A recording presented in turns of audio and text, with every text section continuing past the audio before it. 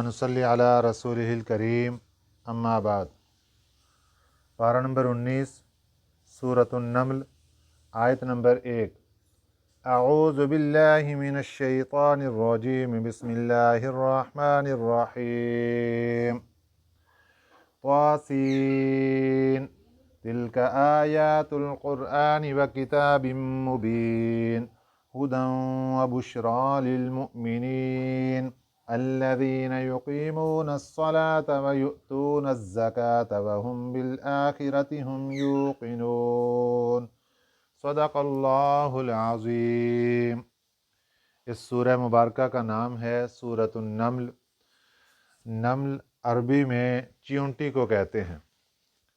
इस सूरह मुबारका में चींटी का वाक़या मज़कूर है जिसने हज़रत सुलेमान अलैहिस्सलातु वस्सलाम के लश्कर को देखकर कुछ कलाम किया था। उसका वाक़या आगे चलकर आ रहा है। उसी मुनासबत से सूरह मुबारका का नाम सूरतुन नम्ल रखा गया। इस सूरह मुबारका मक्की सूरत है और जो पीछे सूरह गुजरी सूरतुश शुअरा, इसका और इस सूरह मुबारका का ज़माना बिल्कुल करीब करीब है। इस सूरह मुबारका की आयात 93 हैं, 93, और 7 रुकू हैं इसमें। बिस्मिल्लाहिर्रहमानिर्रहीम। शुरू अल्लाह के नाम से जो बड़ा मेहरबान बहुत रहम करने वाला है। तासीन हरूफ मुक़त्तआत में से है। वल्लाहु आलमु बिमुरादिही, अल्लाह ही इसकी मुराद को बेहतर जानते हैं। तिल्का आयातुल क़ुरआनि व किताबिम मुबीन। तिल्का इसमें इशारा है। तिल्का आयातुल क़ुरआनि, तिल्का आयातु ये आयतें हैं, अल क़ुरआन कुरान पाक की आयतें हैं। व किताबिम मुबीन और खुली किताब की। ये कुरान की आयतें हैं और खुली किताब की आयतें हैं।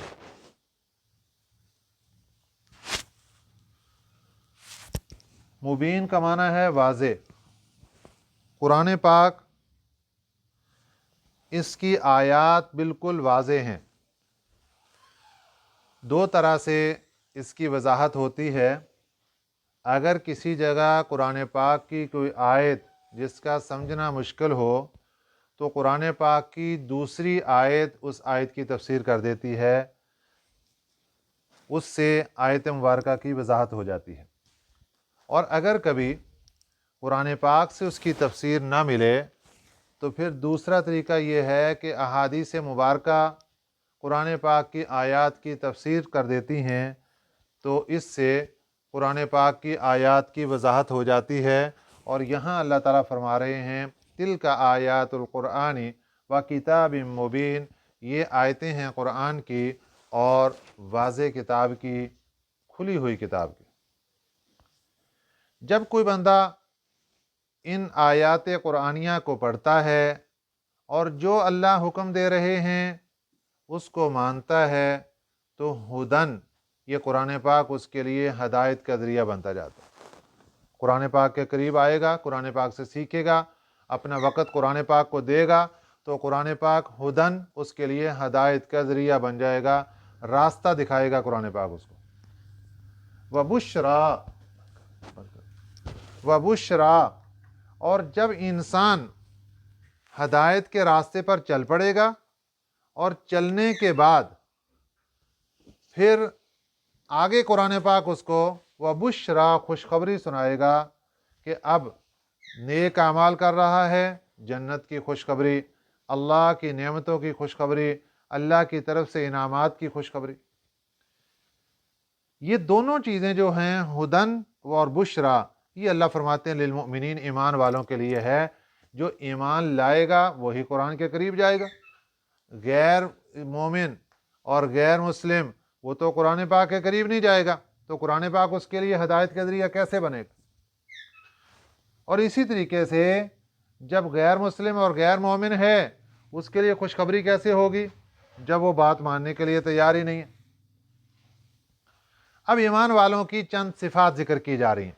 याद रखिए ये बात पहले भी कई मरतबा गुजर चुकी कि कुरान पाक जब ईमान वालों की सिफात बयान करे, اب قرآن پاک نے کہا کہ قرآن پاک ہدایت کا ذریعہ ہے اور خوشخبری کا ذریعہ ہے ایمان والوں کے لیے۔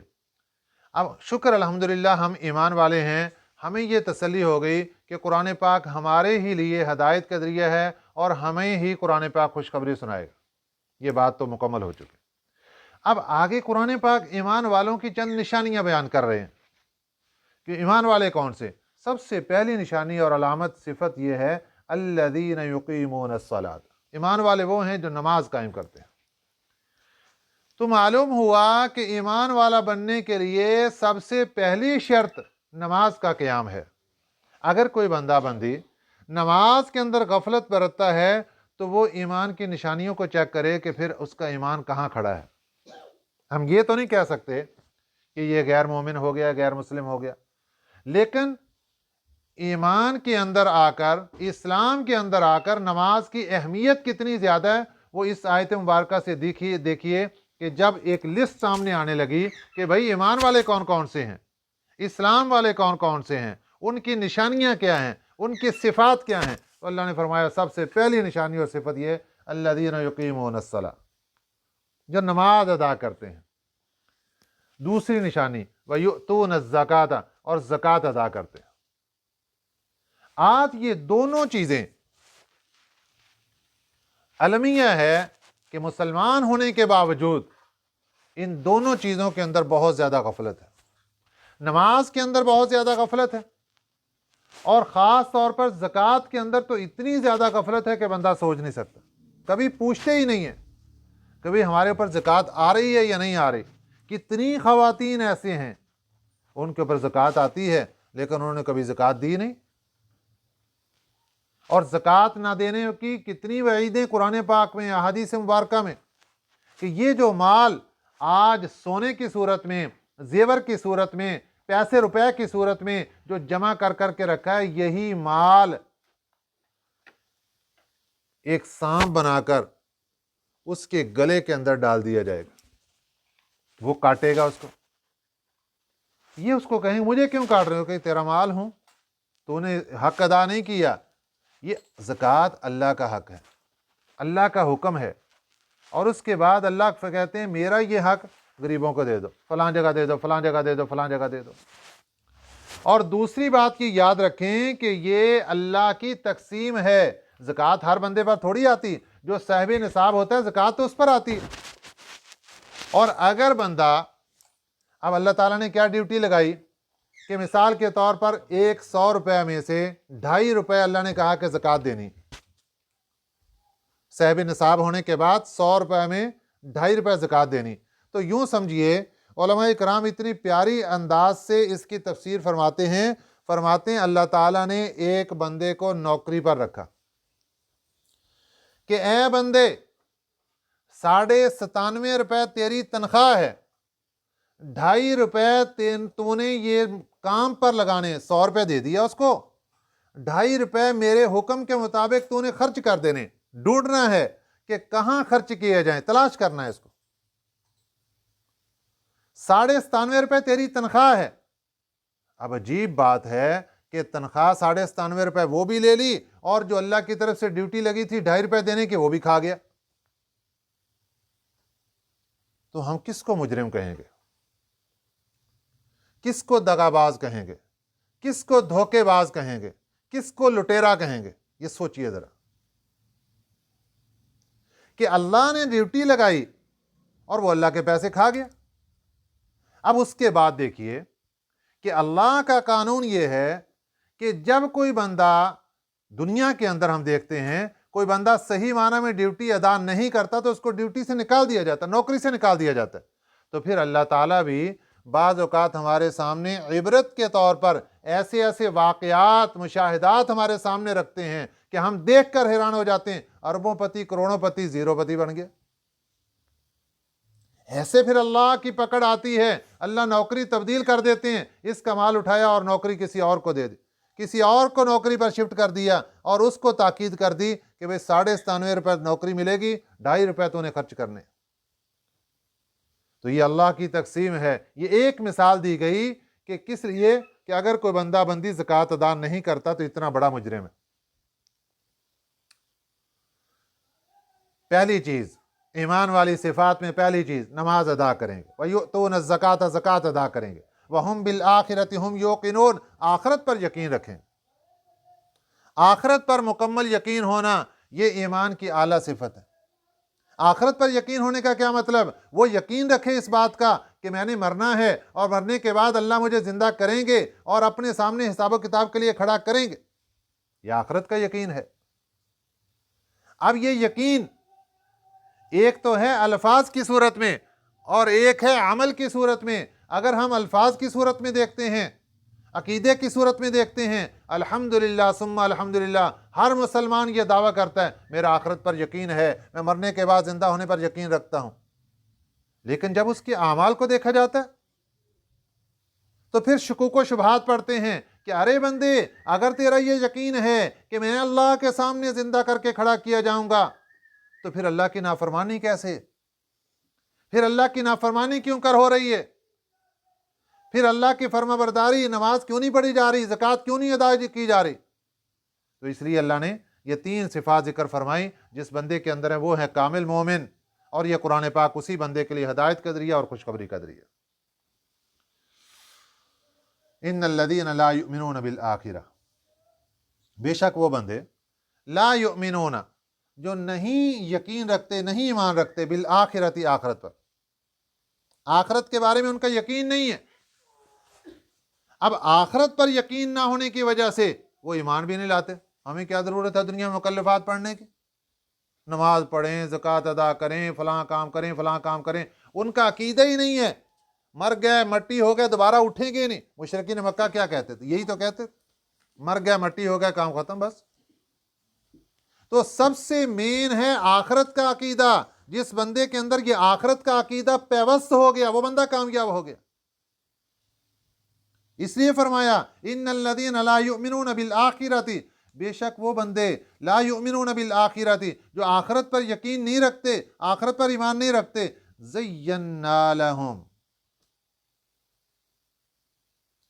ہم مزین کرتے ہیں، لہم ان کے واسطے، اعمالہم ان کے اعمال کو، فہم یعمہون پھر وہ اسی میں بہہ کے پھرتے ہیں۔ کیا مطلب اس کا؟ کبھی تو اللہ قرآن پاک میں ارشاد فرماتے ہیں شیطان نے ان کے اعمال ان کے سامنے خوبصورت کر کے پیش کر دیے، اور یہاں آیت مبارکہ میں اللہ فرما رہے ہیں کام برے کر رہے ہیں، ان کے خوبصورت، ان کے برے کام ہم ان کے سامنے مزین کر کے رکھ دیتے ہیں کہ یہ دیکھو، اور اپنے اعمال کے اوپر ڈٹے رہو۔ یہ بات کہاں سے چلی؟ انسان کے اپنے اعمال کی نحوست کی وجہ سے انسان اللہ کے سامنے اتنا گر جاتا ہے کہ پھر اللہ اس کے سامنے اس کے جو برے اعمال ہیں وہ بھی اس کے سامنے رکھ دیتے ہیں، اور وہ اس کو اچھے نظر آتے ہیں، یہ ڈھیل دی جاتی ہے، کر لے جو کرنا ہے، پھر ہماری پکڑ آئے گی تو پتہ چلے گا تمہیں۔ تو یہ ہے زینا لہم اعمالہم، کہ ہم خوبصورت کر کے دکھاتے ہیں، لہم ان کے سامنے، اعمالہم ان کے اعمال، فہم یعمہون وہ اسی میں بہہ کے پھرتے ہیں، ساری زندگی اسی میں بہہ کے رہتے ہیں اور اسی کے اندر زندگی گزار دیتے ہیں۔ اولئک الذین، یہ وہی لوگ ہیں، لہم سوء العذاب، ان کے لیے بری طرح کا عذاب ہے۔ سوء کا معنی برا، عذاب کا معنی عذاب، بری طرح کا عذاب ہے۔ وہم فی الآخرۃ ہم الاخسرون، اور وہ آخرت میں خسارے میں ہوں گے، نقصان والے ہوں گے۔ جنہوں نے دنیا میں آخرت کے لیے کچھ بھیجا ہی نہیں، نقصان ہی نقصان ہوگا، وہاں کیا ہوگا ان کے ہاتھ میں۔ وہ بندہ جس نے دنیا میں آخرت کا یقین رکھا وہ تو آخرت کے لیے کچھ کرے گا، آخرت کے لیے کچھ بھیجے گا، کچھ چیزیں بھیجے گا اور اپنے اعمال کرے گا۔ اور جس بندے نے آخرت کے لیے کوئی چیز تیار نہیں کی، وہ آخرت کے لیے کیا بھیجے؟ کچھ نہیں اس کے پاس۔ وَإِنَّكَ لَتُلَقَّى الْقُرْآنَ، وَإِنَّكَ اور بے شک تجھے، لَتُلَقَّى الْقُرْآنَ پہنچتا ہے قرآن، مِن لَدُن حکیم علیم، حکمت والے، جاننے والے کی طرف سے، جاننے والے اور حکمت والے کے پاس سے، لدن کا معنی ہے پاس۔ اور بے شک تجھے یہ قرآن پہنچتا ہے، من لدن حکیم علیم، ایسی ذات جو حکمت والی ہے، جاننے والی ہے، اس کے پاس سے تیرے پاس قرآن پاک آ رہا ہے۔ یہ قرآن پاک کی حقانیت اور صداقت پر دلیل دے دی گئی کہ جو ان مشرکین کا عقیدہ تھا کہ قرآن پاک اللہ کی طرف سے نہیں، اللہ نے فرما دیا کہ قرآن پاک اللہ کی طرف سے۔ اس کے بعد حضرت موسیٰ علیہ السلام کا واقعہ شروع ہو رہا ہے۔ سیدنا موسیٰ علیہ السلام اللہ کے رسول تھے، نبی تھے، اور انبیاء علیہ السلام کے درجات کے اعتبار سے فہرست میں حضرت موسیٰ علیہ السلام تیسرے نمبر پر ہیں۔ آپ کو اللہ تعالیٰ نے فرعون کے پاس بھیجا تھا دعوت و تبلیغ کے لیے، فرعون اور اس کی قوم کے پاس۔ کبھی حضرت موسیٰ علیہ السلام کا تذکرہ چلتا ہے کوہ طور سے کہ وہاں اللہ حکم دے رہے ہیں کہ جاؤ بھائی، اور کبھی تذکرہ چلتا ہے تھوڑا سا اس سے پیچھے کہ کوہ طور پر گئے سے کیسے تھے، جیسے آج کے سبق میں ہمارے آ رہا کہ کوہ طور پر کیسے پہنچے تھے، اور کبھی تذکرہ چلتا ہے اس سے بھی پیچھے کہ آپ مدین میں تھے، وہاں سے پھر سفر کر رہے تھے، اور سفر کرتے ہوئے راستے کے اندر آپ رات کا وقت تھا اور سخت سردی کا موسم تھا، وہاں سے اللہ نے اسباب پیدا فرمائے اور آپ کوہ طور پر تشریف لے گئے۔ اب آج کے سبق میں حضرت موسیٰ علیہ السلام کا تذکرہ مدین سے جو مصر کا سفر تھا، اس سفر سے اللہ تعالیٰ تذکرہ شروع فرما رہے ہیں۔ حضرت موسیٰ علیہ السلام 10 سال مدین میں رہنے کے بعد حضرت شعیب علیہ السلام جو آپ کے سسر تھے، ان سے اجازت لے کہ میں نے اپنے بھائی اور اپنی والدہ سے ملنا ہے اور ملاقات کرنا چاہتا ہوں، مجھے اجازت دے دیجیے۔ حضرت شعیب علیہ السلام سے اجازت لے کر آپ ایک مختصر سے قافلے کی صورت میں آپ چلے ہیں۔ قافلہ کیا تھا؟ آپ کی اہلیہ محترمہ تھیں، اور کچھ بکریاں تھیں، اور کوئی ایک آدھ خادم تھا ساتھ۔ تو یہ چلتے ہوئے رات کا وقت تھا، جنگل کا سفر ہے، آپ راستہ بھول گئے۔ ایک پریشانی، سخت سردی ہے، دوسری پریشانی، اور عین اسی موقع پر اللہ کی طرف سے وقت آ گیا بیوی کے ہاں بچے کی پیدائش کا، یہ تیسری پریشانی۔ ایسی حالت میں آپ ارد گرد دیکھتے ہیں کہ مجھے کہیں سے کوئی رہنما نظر آ جائے جو کم از کم راستہ ہی ہمیں بتا دے، یا کہیں سے کوئی آگ مل جائے کہ ہم تھوڑا سا اس کو جلا لیں، کیونکہ اس زمانے میں پتھر سے پتھر کو رگڑ کر آگ جلائی جاتی تھی۔ آپ نے کوشش کی لیکن آگ نہیں جلی، اللہ کو منظور ہی ایسے تھا۔ اسی دوران آپ کی نظر پڑی ایک پہاڑ کی چوٹی پر، وہاں پر آپ کو آگ نظر آئی۔ گھر والوں کو کہا کہ آپ ادھر ٹھہریے، مجھے آگ نظر آ رہی ہے، وہاں جاتا ہوں، یا تو وہاں کوئی رہنما اور رہبر مل جائے گا جو ہمیں راستہ بتا دے گا، یا پھر میں وہاں سے آگ کو سلگا کر لے آؤں گا، اس سے پھر آپ اپنی تھوڑی سی گرمائش حاصل کر لیں گے، کوئی آگ تھوڑی سی جلا کے اس سے گرمائش حاصل کر لی جائے گی، تاکہ سردی کی جو برداشت ہے اس کے اندر کمی واقع ہو سکے۔ تو حضرت موسیٰ علیہ السلام کوہ طور پر تشریف لے گئے۔ وہاں اللہ تعالیٰ نے آپ کو نبوت اور رسالت کا تاج پہنا دیا، آپ کو 2 معجزات عطا فرما دیے۔ ایک معجزہ، آپ کے ہاتھ میں لاٹھی تھی، اللہ نے فرمایا پھینکیے، اب وہ پھینکا تو وہ تو سانپ بن گیا، اور جس طرح اژدہا اور سانپ وہ ایسے لہراتا ہے اپنا سر اوپر اٹھا کر اور پھونکار مارتا ہے، وہ اس سانپ نے ایسے پھونکار مارنا شروع کر دی اور لہرانا شروع کر دیا اپنے جسم کو۔ ڈر گیا حضرت موسیٰ علیہ السلام اور پیچھے ہٹ گئے، اور اپنا چہرے کا رخ پھیر کر، پیٹھ پھیر کر آپ تیز تیز قدموں سے وہاں سے چلنے لگے، اور پیچھے مڑ کر بھی نہیں دیکھا۔ پھر اللہ کی طرف سے آواز آئی کہ اے موسیٰ واپس آ جائیے، پریشان نہ ہوں، ڈرنے کی ضرورت نہیں ہے، آپ کو ہم نے نبوت اور رسالت کا تاج پہنا دیا ہے، اور جو نبی ہوتے ہیں وہ تو ہمارے بڑے قرب والے ہوتے ہیں، اس لیے آپ ڈرتے کیوں ہیں؟ یہ تو ہم آپ کو معجزہ دے رہے ہیں، आइए आप अपनी लाठी को पकड़ लीजिए। हजरत मूसा अलैहिस्सलाम ने लाठी को पकड़ा, वो दोबारा उसको सांप को पकड़ा तो वो दोबारा फिर लाठी बन गई।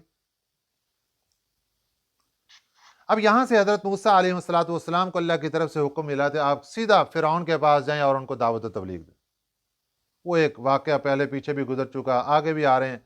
हजरत मूसा अलैहिस्सलाम ने दरख्वास्त की कि या अल्लाह मेरे साथ अब मेरे भाई हारून अलैहिस्सलाम को नबी बना दीजिए। अल्लाह ने वो दुआ भी कबूल फरमा ली।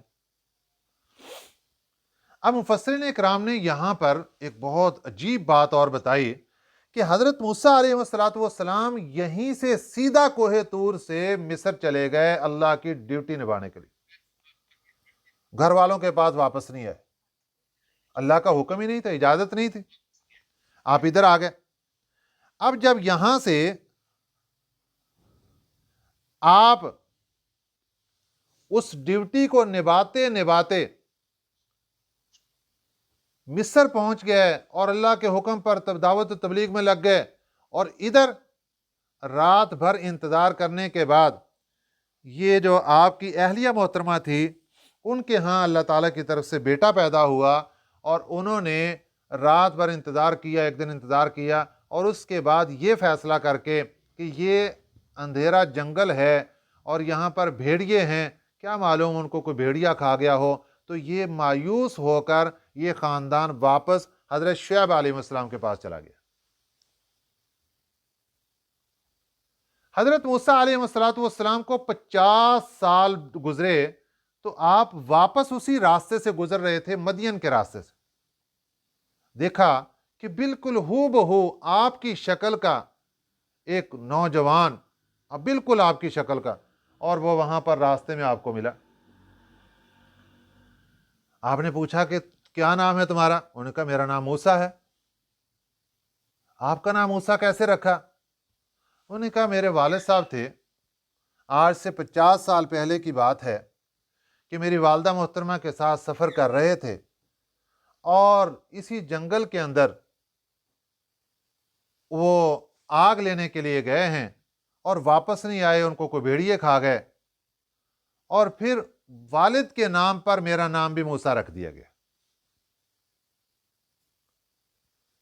हजरत मूसा अलैहिस्सलाम अपने बेटे को पहचान गए और उनको सीने के साथ लगाया और पूछा कि तुम्हारी वालदा? उन्होंने कहा जी 1 साल हो गया, वो वफात पा गए। ये है अल्लाह के नबियों की आजमाइशें जिनका हम तसव्वुर नहीं कर सकते। अल्लाह का हुक्म ऐसे था, वहां से वहां, वहां से वहां आगे ड्यूटियां लगी, पीछे आने की इजाजत नहीं। इज़ क़ाल मूसा लि अहलिही, जब कहा मूसा अलैहिस्सलाम ने लि अहलिही, अपने घर वालों को, इन्नी आनस्तु नारा, बेशक मैंने देखी है आग, सआतीकुम मिन्हा, अब मैं लाता हूं तुम्हारे पास, मिन्हा बिखबरिन, वहां से कोई खबर, यानी वहां जाता हूं और कोई मुखबर मिल जाता है, कोई रहनुमा रहबर मिल जाता है, तो खबर लेकर आता हूं रास्ते की, ताकि रास्ते का पता चल जाए। औ आतीकुम, या मैं लेकर आता हूं तुम्हारे पास, बिशिहाबिन, एक अंगारा, काबासिन, सुलगा कर, लअल्लकुम तस्तलून, ताकि तुम सेंक लो उस, यानी वहां से गरमाइश हासिल कर लो। फलम्मा जाअहा, जब आ गए वो उनके पास पहाड़ पर, उस आग के पास आ गए, नू दिया, तो हमने आवाज दी, अंबूरी का, ये कि बरकत वाली है, मन फिन्नार, जो आग में है, व मन हौलहा, और जो इसके आसपास है। अल्लाह ताला फरमा रहे हैं कि हमने आवाज दी कि ए मूसा, ये पहली आवाज थी कि जो इस आग के अंदर है वो भी बरकत वाला, और जो आग के इर्द गिर्द है वो भी बरकत वाला। अब आग के अंदर कौन? फरिश्ते। अब आग के बाहर कौन? हजरत मूसा अलैहिस्सलाम। बाद मुफस्सिरीन इकराम ने इसके उलट बताया, वो कहते हैं नहीं, हजरत मूसा अलैहिस्सलाम चूंकि आग के बिल्कुल करीब पहुंच गए थे, और देखने वाला दूर से ये देखता है तो उसको यूं मालूम होता कि ये भी आग के अंदर हैं, इसलिए मन फिन्नार से मुराद हजरत मूसा अलैहिस्सलाम व मन हौलहा, और उसके इर्द गिर्द चारों तरफ दूर दराज तक फरिश्ते थे और उनकी जमातें थीं, वो मुराद हैं कि इर्द गिर्द सारे फरिश्ते थे। अब यहां पर اللہ کی ذات کی ذاتی تجلیات وہاں پر پڑ رہی تھی۔ تو اللہ نے فرمایا کہ اللہ کی ذاتی تجلیات یہاں پر پڑ رہی ہیں، خود اللہ کا وجود یہاں پر نہیں ہے۔ وَسُبْحَانَ اللَّهِ رَبِّ الْعَالَمِينَ، اللہ کی ذات تو پاک ہے جو تمام جہانوں کا پروردگار ہے۔ اب ایک اور آواز آئی، یا موسیٰ، اے موسیٰ، اِنَّهُ أَنَا اللَّهُ الْعَزِيزُ الْحَكِيمُ، بے شک میں اللہ ہوں جو زبردست ہوں، حکمت والا ہوں۔ اب اللہ تعالیٰ نے آگے پھر حکم دیا کہ آپ اپنی لاٹھی کو پھینکیے، اس کا ترجمہ انشاءاللہ العزیز پھر کل کے سبق میں آئے گا۔ اللہ تعالیٰ ہمیں انبیاء علیہ السلام کی صحیح پیروی کرنے کی توفیق عطا فرمائے، آمین۔ وما علینا الا البلاغ المبین۔